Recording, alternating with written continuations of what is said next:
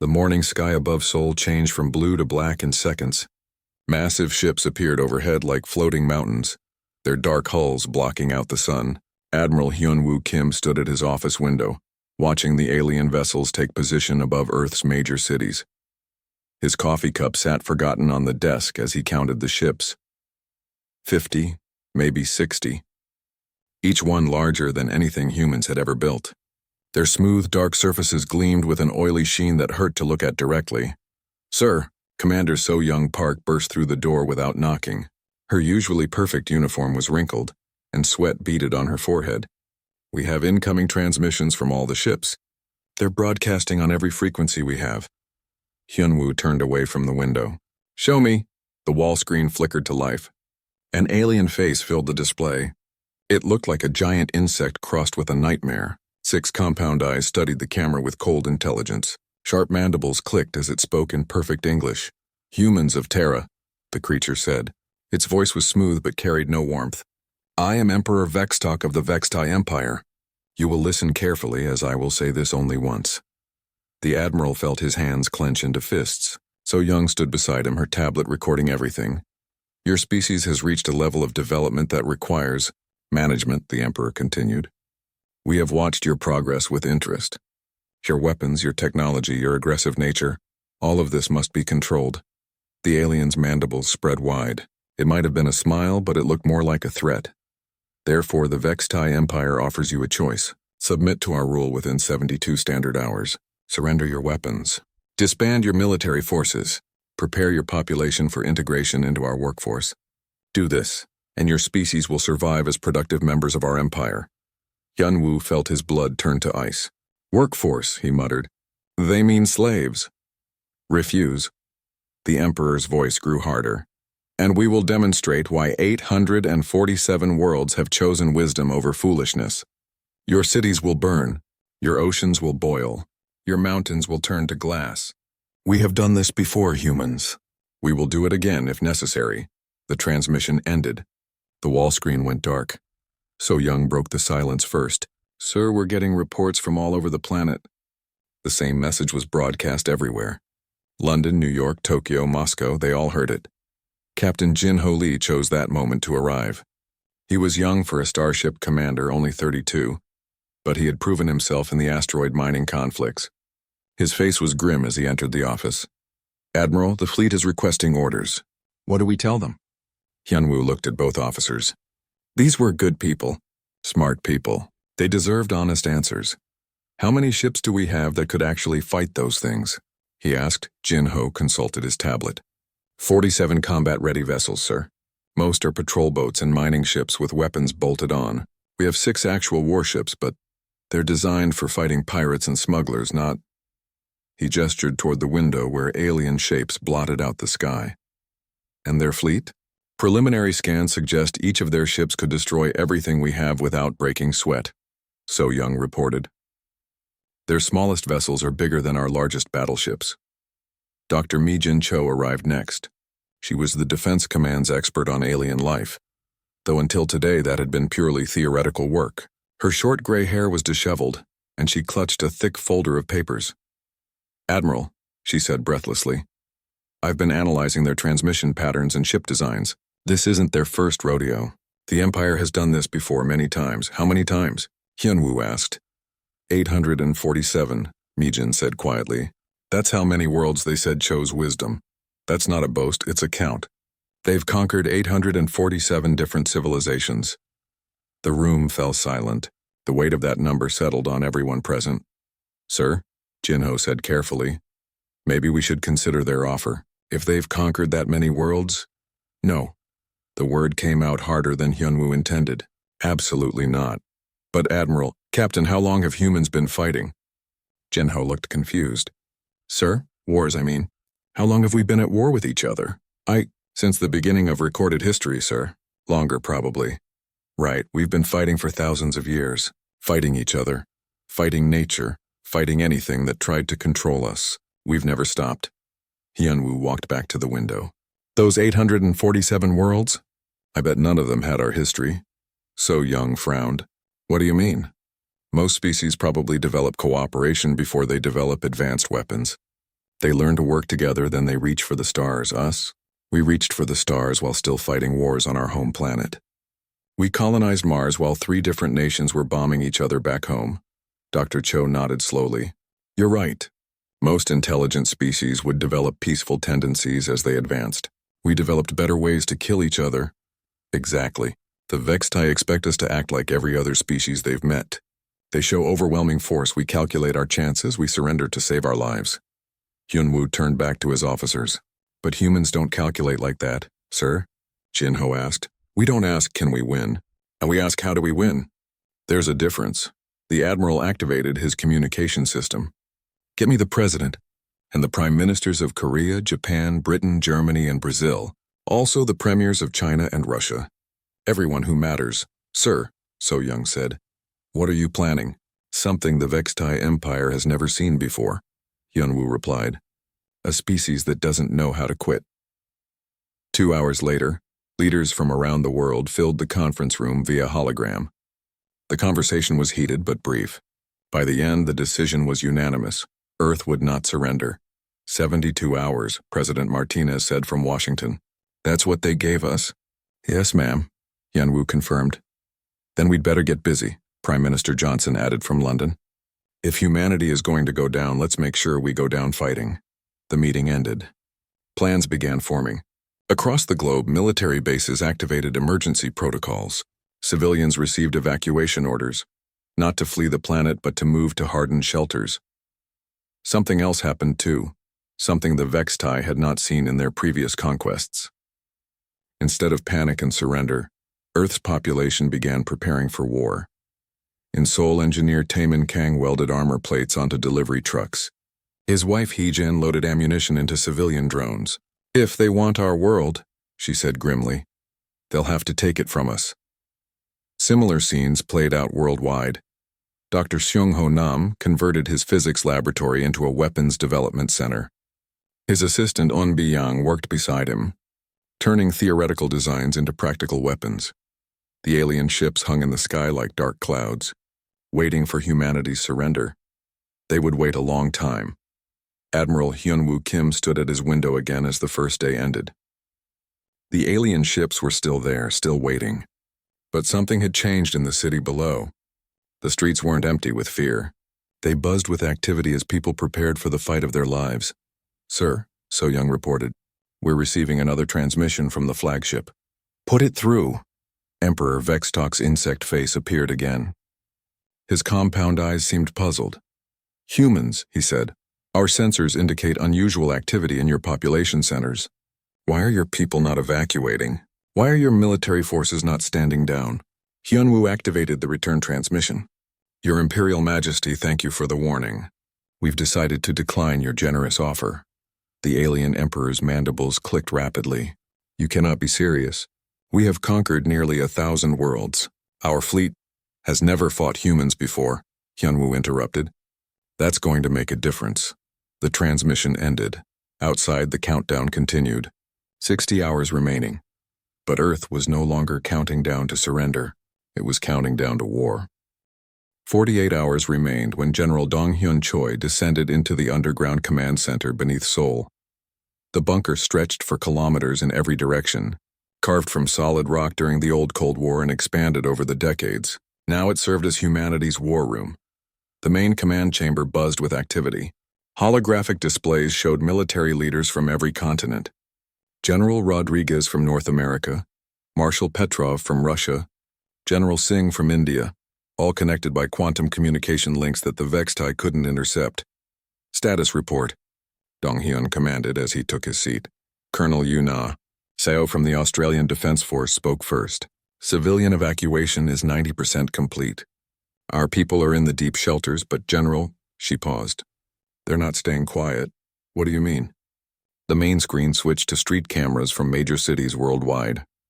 Instead of empty roads and abandoned buildings, Dong-hyun saw something that made his chest swell with pride and fear in equal measure. People were working. In Seoul, every major intersection had been turned into a fortress.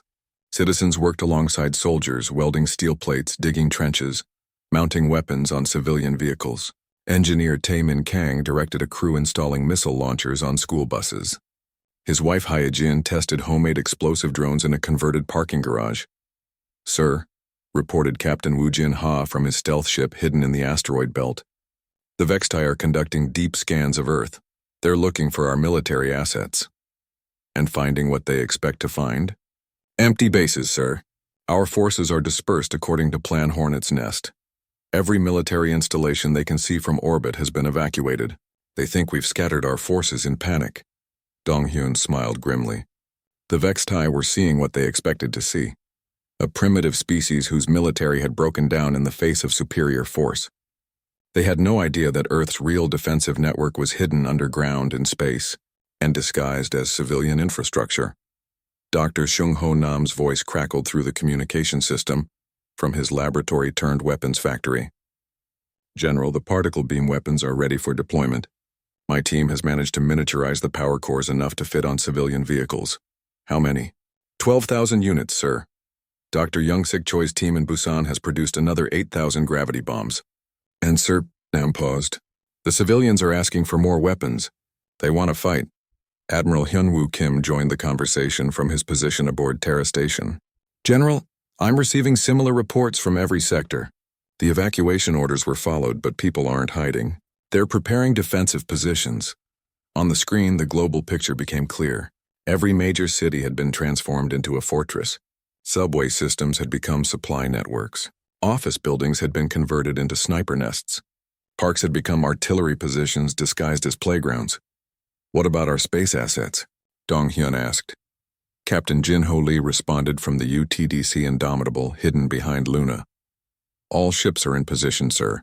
The Vextai think our fleet consists of 47 patrol boats and mining vessels. They don't know about the deep space construction projects."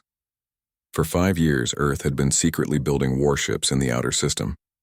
The project had been justified as asteroid mining and Mars colonization support. But the ships were designed for war.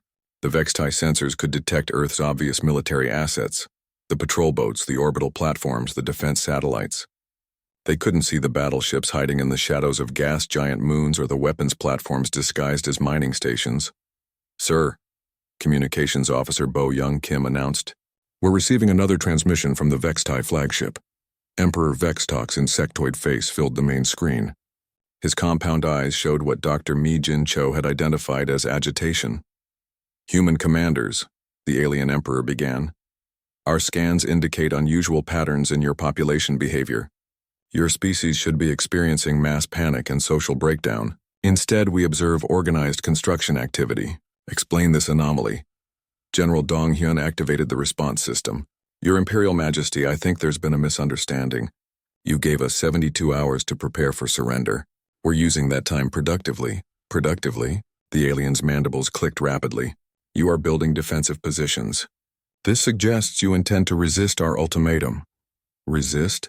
Admiral Kim's voice joined the transmission from orbit.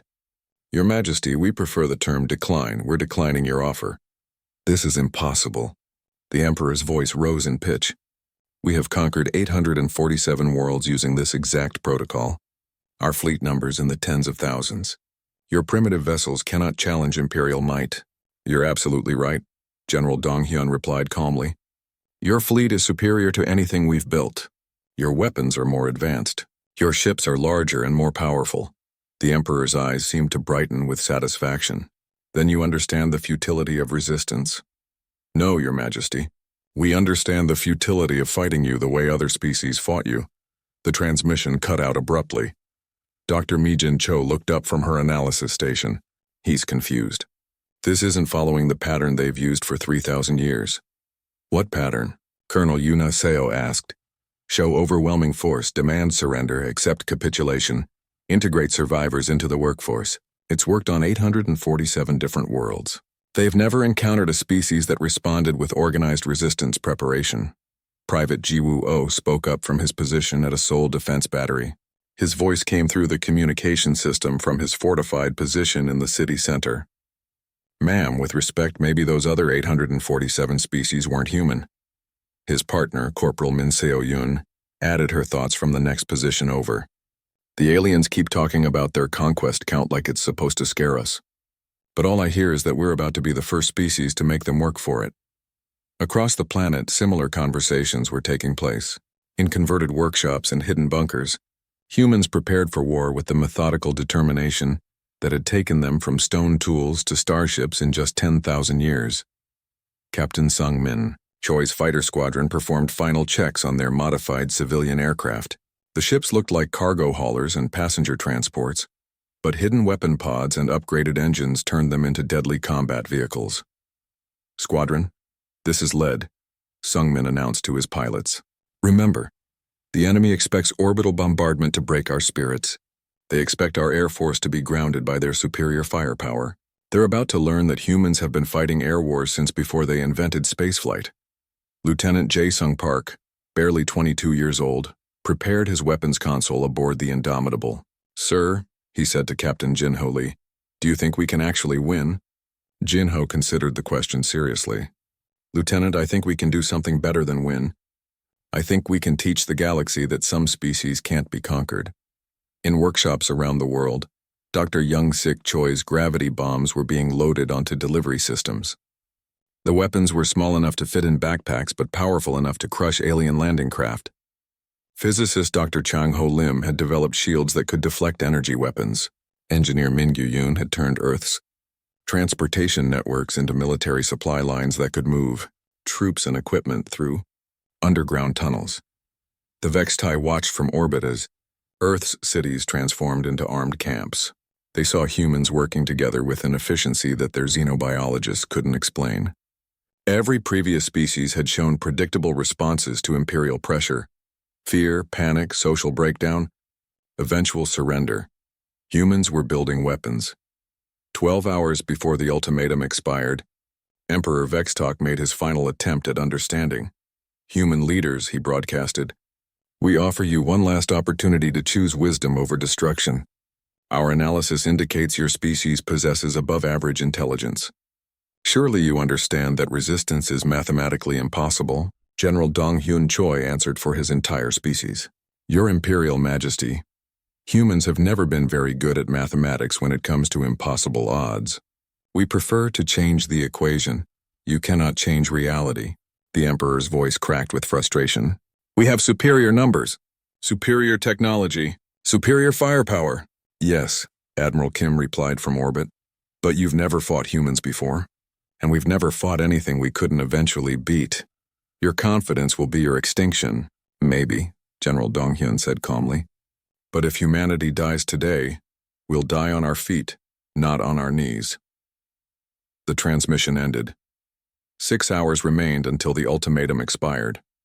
Earth's cities hummed with activity as final preparations were completed. Weapons were distributed, defensive positions were reinforced, and millions of humans prepared to do something no other species in the galaxy had done in 3,000 years. They prepared to tell an empire no and make it stick. In the deep bunkers, children asked their parents what would happen next. The parents gave the same answer around the world: "We fight." The countdown continued, but Earth was no longer counting down to surrender. The ultimatum expired at dawn, Seoul time. Emperor Vextok gave the order himself from the bridge of his flagship. "Begin orbital bombardment. Target all population centers and military installations. Show these humans why 847 worlds chose surrender over extinction." The Vextai dreadnoughts opened fire from high orbit. Massive energy beams lanced down through Earth's atmosphere, their destructive power capable of turning cities into molten craters. The aliens expected to see the familiar sight of civilization collapsing under imperial might. Instead, they hit empty air. The energy beams struck holographic projections. The cities their sensors had identified were light shows created by Dr. Sunho Park's hologram generators, positioned to make abandoned areas look like population centers. The real cities were hidden under electromagnetic shields that made them invisible to orbital sensors. Captain Woo Jin-ha watched the confusion from his stealth frigate hidden in the asteroid belt. The Vextai fleet was firing at ghosts while Earth's real defenses remained hidden. "All units, this is Ghost Rider Actual," he transmitted on the hidden quantum frequency. "The fish have taken the bait. Execute Phase 1. Across the solar system, Earth's true fleet revealed itself. Commander Na Young Choi's destroyer squadron erupted from behind Luna, their hulls gleaming with experimental armor.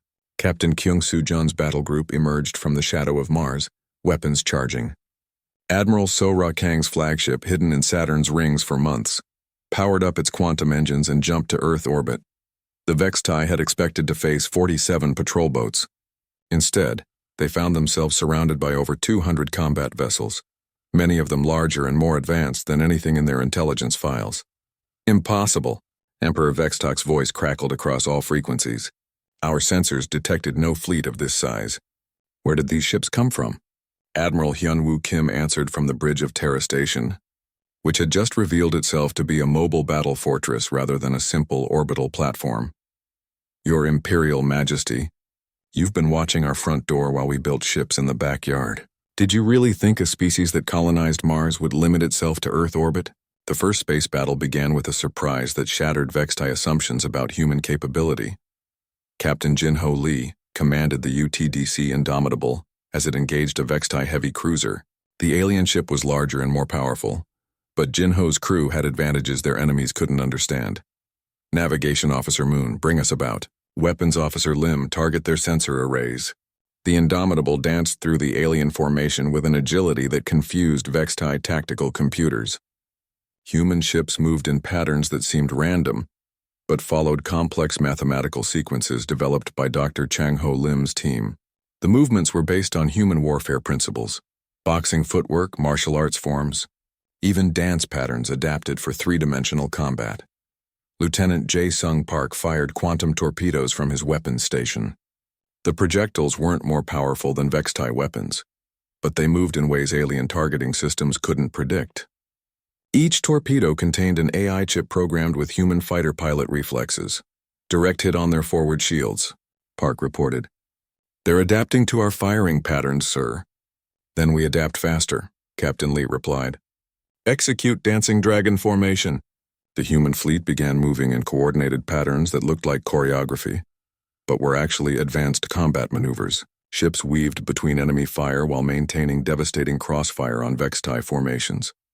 On Earth's surface, the real surprise began. The Vextai had finally located actual population centers and began landing troops. Thousands of alien soldiers descended in armored transports, expecting to find terrified civilians and scattered military resistance. Instead, they found Seoul.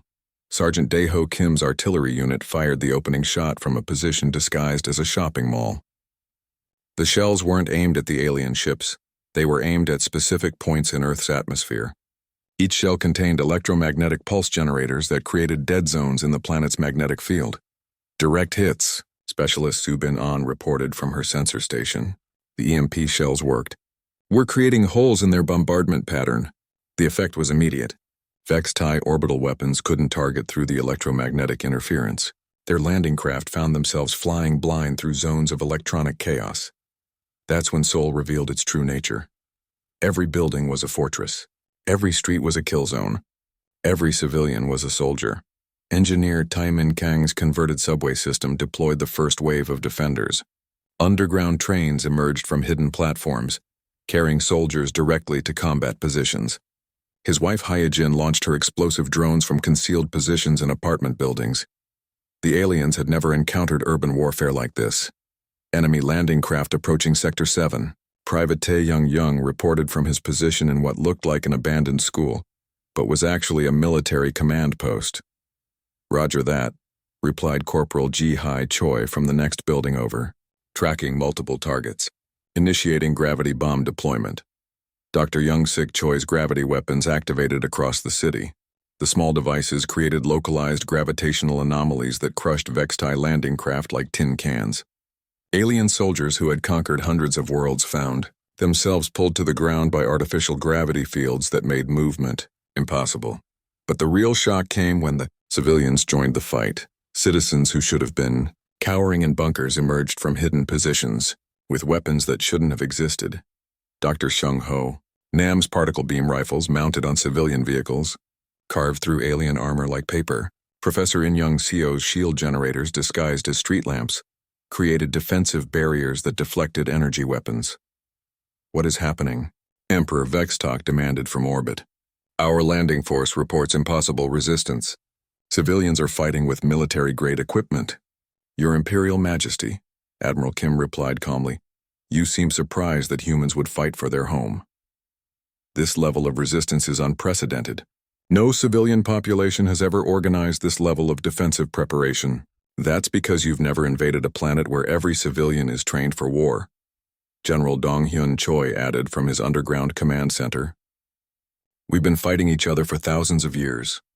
Did you think we'd forgotten how when someone else showed up? The battle raged through Seoul's streets.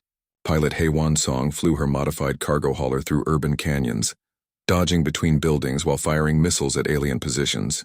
Her ship looked like civilian transport, but moved like a fighter jet.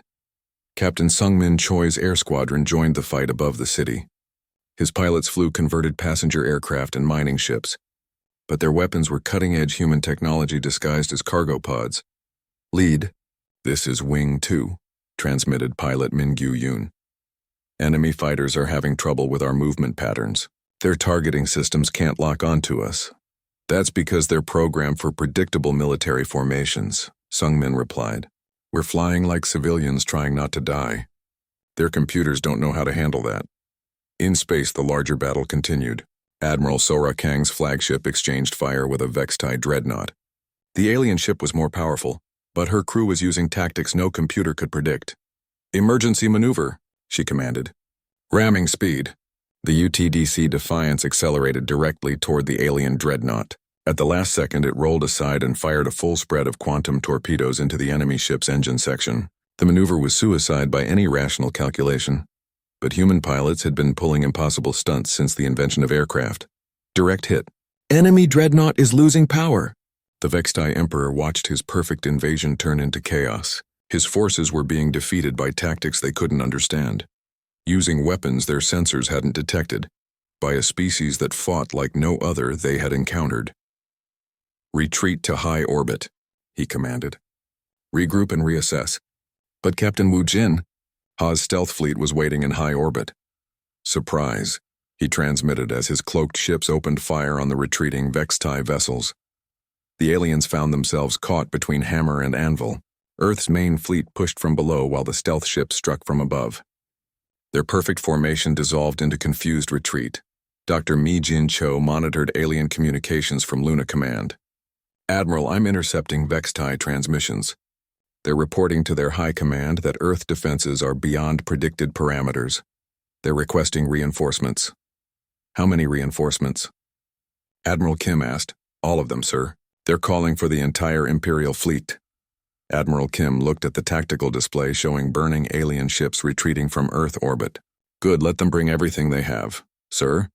If we're going to make a statement to the galaxy, we might as well make it loud enough for everyone to hear. The first day of battle ended with the Vextai fleet in full retreat. Their invasion force was scattered, their assumptions shattered, and their reputation for invincibility cracked. Private Ji Woo-oh climbed out of his gun emplacement in downtown Seoul, looking up at the night sky where alien ships burned like falling stars. 6 months had passed since the first battle above Earth, and the war had spread across the solar system in ways the Vextai Empire had never experienced before. Their perfect conquest machine was grinding to a halt against something they couldn't understand, humans who got stronger with every fight. Admiral Jae-hyun Shin stood on the bridge of the UTDC Defiance, watching a tactical display that would have seemed impossible a year ago. Human ships were not just surviving encounters with Vextai battlecruisers, they were winning them. Tactical Officer Kim, status report, he commanded. Hyuna Kim looked up from her console with barely contained excitement. Sir, Captain O's reconnaissance squadron reports the alien fleet has withdrawn to the Neptune perimeter. They're establishing defensive positions around their mobile shipyards. The irony was not lost on Admiral Shin. The Vextai Empire, which had spent 3,000 years attacking others, was now building defensive positions against humans. Dr. In-young Seo approached the command station with her latest analysis. As Earth's Chief Technology Integration Officer, she had overseen the reverse engineering of captured alien technology. Admiral, the enemy is trying to adapt to our tactics. Their newest ship modifications show attempts to counter our quantum torpedo designs and random movement patterns. How successful are their adaptations? Limited success, sir. The problem they face is that we adapt faster than they can modify their equipment. By the time they've countered one of our tactics, we've developed 3 new ones. Commander Seokjin Yoon joined the conversation from his position at the Strategic Planning Station. Sir, our new recruits are performing beyond all expectations. The volunteers from the liberated colonies bring combat experience against Vextai forces, and they're sharing intelligence about Imperial tactics. The liberated colonies were humanity's greatest success and the Empire's greatest shock. Human settlements that had been written off as conquered were revealing they had never really surrendered at all. Captain Yuri. Nam's Marines had pioneered the boarding tactics that were driving Vextai commanders to desperation. Her teams could take control of alien ships by moving through ventilation systems and maintenance tunnels that the ship designers had never considered as security risks. The aliens build their ships for efficiency, Captain Nam had explained during her last debrief. They assume their crews will follow orders and stay in designated areas. They never planned for humans crawling through their walls like insects. Lieutenant Yoon-ho Kwan's engineering teams had become masters at integrating captured alien technology with human systems. Vextai power cores now powered human ships. Imperial sensors had been reprogrammed to serve human tactical computers. Enemy weapons had been reverse-engineered and improved.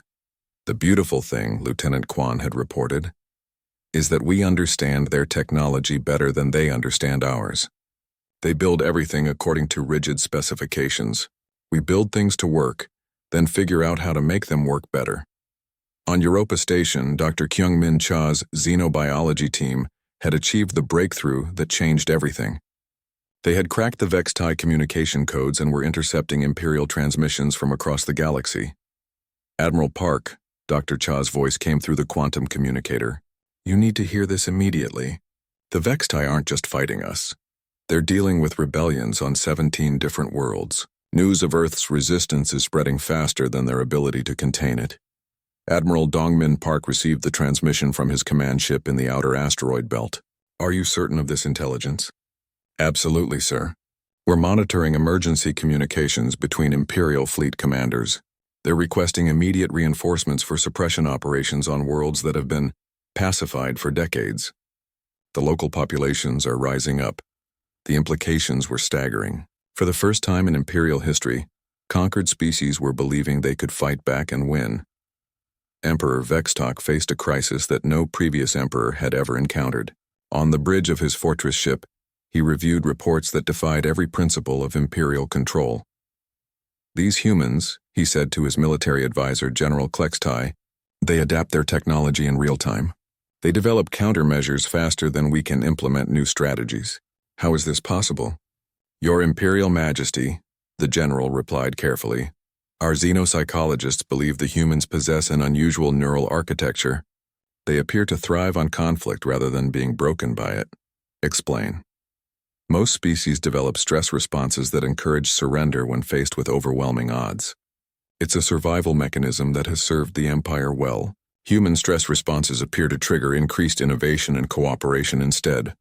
The Emperor's compound eyes clicked in frustration. And the rebellions on other worlds?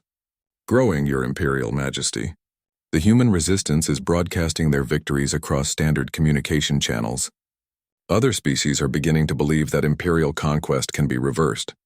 Meanwhile, on Mars, Colonel Sujin Lee's Special Operations Team was preparing humanity's most audacious plan yet, taking the fight directly to the enemy. Lieutenant Kim, status on the stealth ships? She asked. Byung-ho Kim consulted his tactical display. Ready for deployment, Colonel. Chief Engineer Song confirms that the cloaking technology we adapted from captured Vextai scouts should penetrate their sensor nets. The plan was elegant in its simplicity. Instead of waiting for the Empire to bring reinforcements, humanity would strike at Vextai supply lines and support infrastructure throughout the local galactic region. Captain Woo-sung Park's Deep Space Raiders had already begun operations. His ships, disguised as civilian freighters, had hit 17 different Imperial logistics convoys in the past month. Each successful strike brought new technology, new intelligence, and new hope to oppressed species throughout the sector. The beautiful thing, Captain Park had reported, is that the Empire never built their supply lines to handle asymmetric warfare.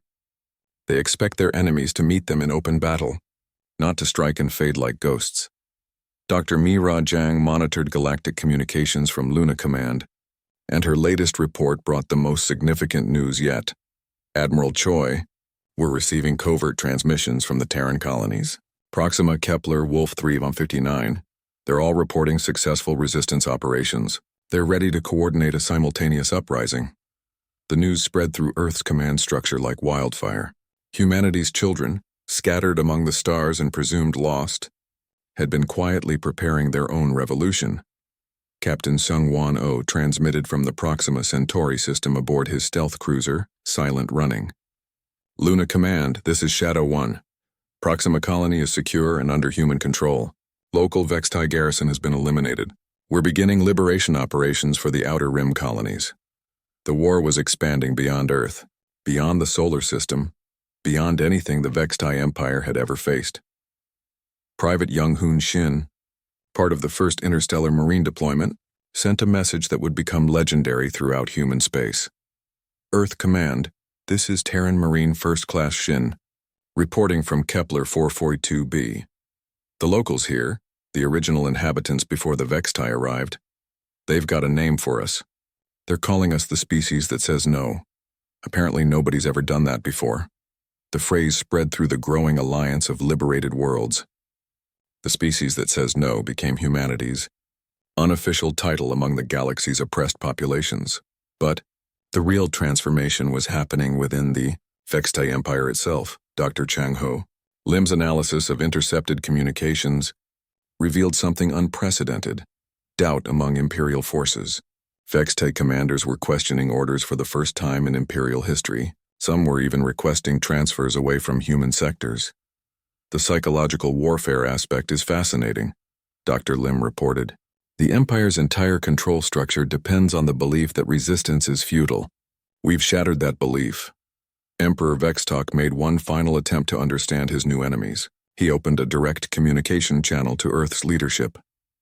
"Human Admiral," he began, his voice lacking its former arrogance. "We have monitored your expansion throughout this sector.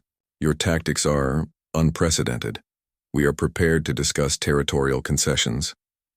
Admiral Shin responded for all of humanity. "Your Imperial Majesty, we're not interested in territory. We're interested in freedom, ours and everyone else's." "That is impossible. The Empire has maintained order for 3 millennia. Without Imperial control, chaos will consume the galaxy."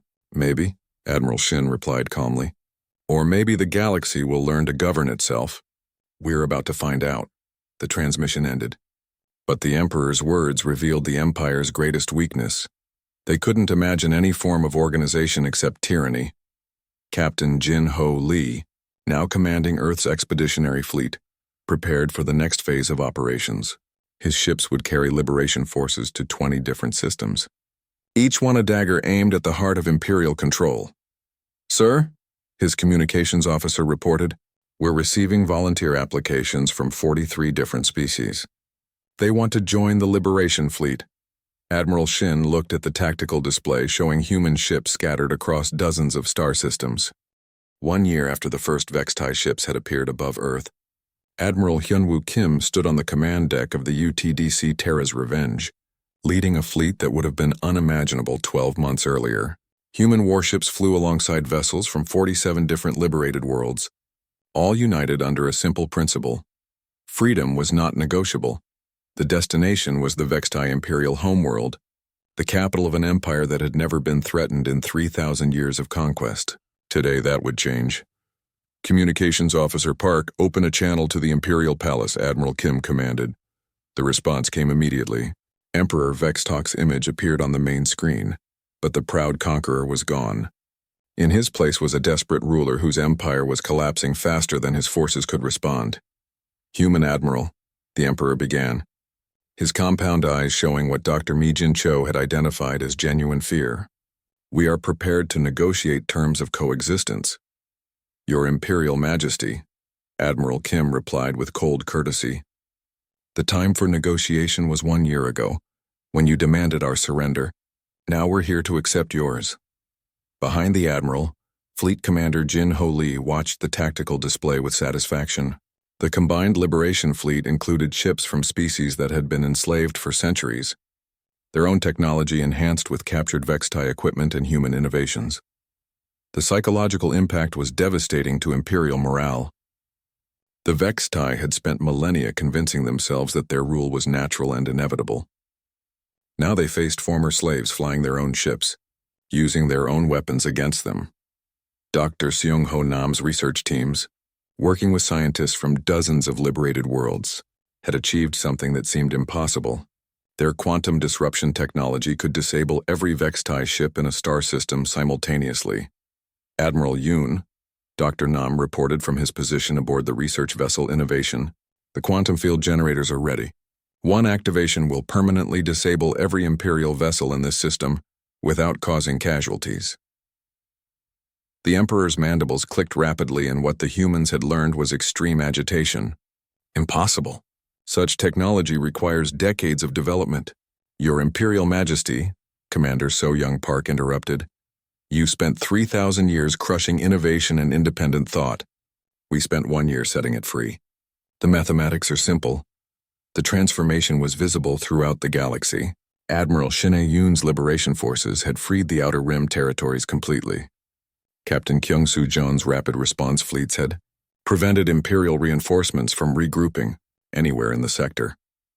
Dr. Young-Sik Choi's quantum communication networks connected resistance movements across hundreds of worlds on Earth. General Dong Hyun Choi received reports that still seemed like fiction. The war was effectively over. Humanity had gone from defending a single world to liberating an entire galactic sector in just 12 months. Minister Kim, General Choi addressed Haewon Kim, Earth's newly appointed Galactic Relations Coordinator. "What are we hearing from the liberated worlds?" "Sir, they're proposing something unprecedented in galactic history. A voluntary federation based on cooperation rather than domination. Every species contributing their strengths, none ruling over others. The concept was revolutionary. For millions of years, galactic civilization had been organized around conquest and empire. The idea of voluntary cooperation between equals had never been tested on such a scale. Captain Woo Jin-ha, whose guerrilla tactics had evolved into an entire school of asymmetric warfare, brought news that would have seemed impossible a year earlier. "General, the Vextai military is formally requesting asylum. Not surrender, asylum. They want our protection from their own populations." The irony was profound. The species that had demanded Earth's obedience was now begging for humanity's protection. Dr. Kyung-Min Cha's xenobiology teams had discovered why the Vextai Empire was collapsing so rapidly. Their entire social structure was built around unquestioning obedience to authority. When that authority was challenged successfully, the entire system simply fell apart. "They literally don't know how to function without someone giving them orders," Dr. Cha explained. 3,000 years of imperial rule eliminated independent thinking from their culture. Emperor Vextok made his final transmission as ruler of a galactic empire. Admiral Kim, "The Vextai formally surrender to the Terran-led Liberation Alliance. We request that our people be granted the same mercy you have shown to other conquered species." Admiral Kim's response would be recorded in the archives of every world in the galaxy. "Your Imperial Majesty, you will receive exactly what you gave others, the opportunity to earn your place through contribution rather than conquest. But understand this clearly. The age of empires demanding obedience is over. We are the species that says no, and we've taught the galaxy to say no with us." The ceremony was held aboard the human flagship, with representatives from every liberated world present. The formal dissolution of the Vextai Empire took place not through conquest, but through the voluntary transformation of imperial subjects into free citizens. Private Ji-Woo-oh, who had manned a defense battery during Earth's darkest hour, now served as chief of galactic peacekeeping forces. He stood beside his old partner Min Seo-yoon, now commander of interspecies relations, watching former slaves become free citizens. "Remember when we thought they might be too strong for us?" Ji-Woo asked. Min Seo laughed, looking out at representatives from dozens of worlds living free for the first time in millennia. "Turns out we were too stubborn for them." Dr. Mi Jin Cho delivered her final analysis of the Vextai collapse. The psychological breakdown was complete. The Empire succeeded because every species they conquered eventually accepted defeat as inevitable. Humans never developed that acceptance mechanism. We literally cannot comprehend permanent surrender. The revelation had profound implications. Humanity's greatest strength wasn't their technology or their tactics. It was their absolute refusal to accept defeat as final. Captain Sung-Won Oh, whose liberation forces had freed 17 star systems, transmitted from the former Imperial capital. Earth Command, the transition is proceeding smoothly. Former Imperial citizens are adapting to self-governance faster than we expected. It seems they were waiting for permission to think for themselves. The galaxy was learning something unprecedented. Cooperation was more efficient than conquest. Admiral Jae-hyun Shin watched the formation of the Galactic Liberation Alliance from his flagship. Dozens of species that had been enemies or strangers were now working together to build something new, a civilization based on voluntary participation rather than forced submission, sir. His communications officer reported, "We're receiving applications for membership from systems throughout the galaxy. Word is spreading that there's an alternative to Imperial rule." The alliance was growing faster than anyone had imagined possible. Species that had been isolated under Imperial control were reaching out to join a community of equals. Dr. In Young Seo's technology-sharing programs were revolutionizing entire civilizations. Innovations that had been suppressed under Imperial rule were being distributed freely, advancing every member world's capabilities. "The beautiful thing," she reported, "is that everyone has something to contribute. The Kepler colonies have mastered hydroponics. The Proxima settlements developed new mining techniques. The original inhabitants of dozens of worlds maintained cultural knowledge that the Empire tried to erase. The galaxy was not just free, it was flourishing." Admiral Hyunwoo Kim made his final log entry as commander of Earth's Liberation Fleet. "Today marks the end of the last great empire and the beginning of the first great alliance. We came to the stars not as conquerors but as liberators, not to rule but to serve. The Empire demanded obedience and found resistance at our gates." He paused, looking out at the ships of 47 different worlds flying in formation around his flagship. "But the real victory isn't in what we destroyed. It's in what we built together. The Vextai created an empire through fear. We created an alliance through hope. History will record which approach proved stronger." The message was transmitted to every world in the galaxy, carrying a promise that would reshape interstellar civilization. Freedom was not just possible, it was the natural state of intelligent life. Empires were artificial constructs that could be dismantled by species brave enough to say no. Captain Woo-sung Park, whose Deep Space Raiders had started the liberation campaign, sent the message that would close this chapter of galactic history. From the bridges of free ships to the citizens of free worlds, the hunting is over. The building begins now. Across the galaxy, former slaves became citizens, former subjects became partners, and former enemies became allies. The transformation wasn't perfect. Freedom never was. But it was real. Children growing up on dozens of worlds would learn a new lesson. No one had the right to rule over others without their consent. The species that says no had taught the galaxy its most important word. The Vextai Empire had demanded obedience for 3,000 years. Humanity had answered with one word: no. And that word had set the galaxy free. The age of empires was over. The age of cooperation had begun. And at the center of it all, a small blue world orbited a yellow star.